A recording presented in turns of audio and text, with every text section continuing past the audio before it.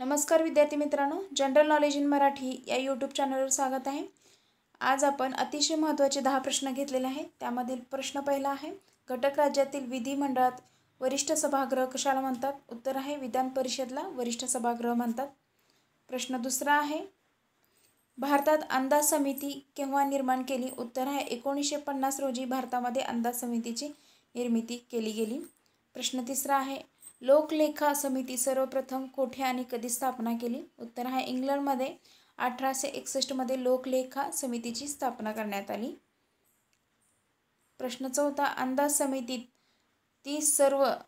एकूण 30 सभासद असतात, त्या लोकसभेमधून किती वर्षासाठी त्यांची निवड केली जाते? उत्तर आहे 1 वर्षासाठी अंदाज समितीमध्ये 30 सदस्यांची निवड केली जाते।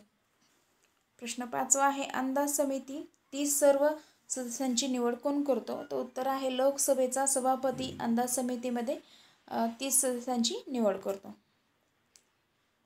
प्रश्न सहावा आहे, भारतात अंदाज समिती काय कार्य करते? उत्तर आहे अंदाजपत्रिकेमधील धोरणे सुधारणा सुचवते अंदाज समिती।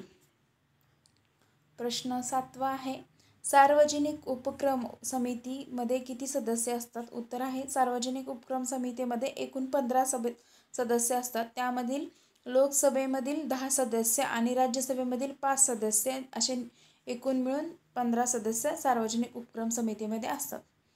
प्रश्न आठवा आहे, सार्वजनिक उपक्रमाचे अहवाल व लेख कोण तपासते? उत्तर आहे सार्वजनिक उपक्रम समिती हे सार्वजनिकमधील उपक्रमाचे अहवाल आणि लेख तपासते। प्रश्न 9 आहे, राज्याचे विधिमंडळ कोणत्या कलम अंतर्गत स्थापन झाले आहे? उत्तर आहे राज्यातील विधिमंडळ हे 168 या कलमात दरम्यान स्थापन झालेले आहे। प्रश्न 10वा आणि शेवटचा प्रश्न आहे, चॅनलला लाईक, शेअर आणि सबस्क्राईब करा। प्रश्न 10वा आहे, भारतीय केंद्र शासनाप्रमाणे घटक राज्यात देखील कोणती पद्धत आहे? उत्तर आहे भारतीय संविधान पद्धत आहे। थँक्यू।